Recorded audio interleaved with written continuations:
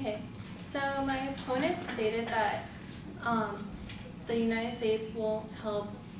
with the exportation of e-waste, that it will help the health and safety concerns of third world countries. But according to a survey from the Institute of Scrap Recycling Industries, Inc., premium recycling standards like R2/RIOS trademark are expected to increase and will help recyclers' accountability, health, and safety. So, and then my opponent also stated that it won't help third world countries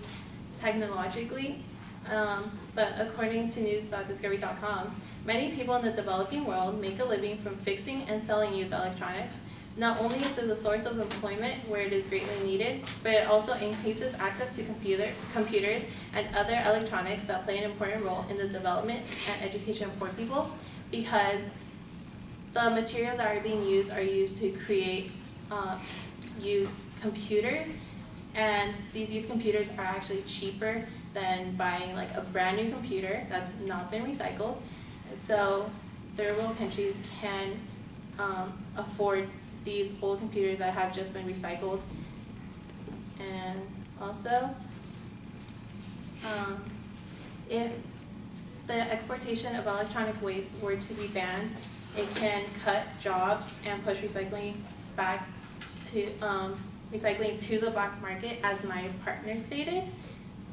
Not only will it cut jobs in third world countries, but it will also cut jobs here, as I stated earlier, when Americans are needed to organize and process the electronics that are being shipped off. And also, if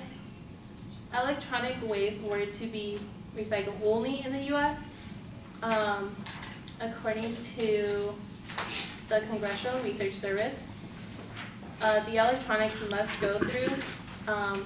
different processes, such as the manufacturing into sub-assemblies and components, depollution, material separation, mechanical processing of similar mixed materials, and metal refining and smelting. And many of these processes must be done by hand, so they do need workers for this, and it is labor intensive. So this will not only be a costly operation, but it will need so many more workers, which will decrease the economy because they have to pay all of these workers. And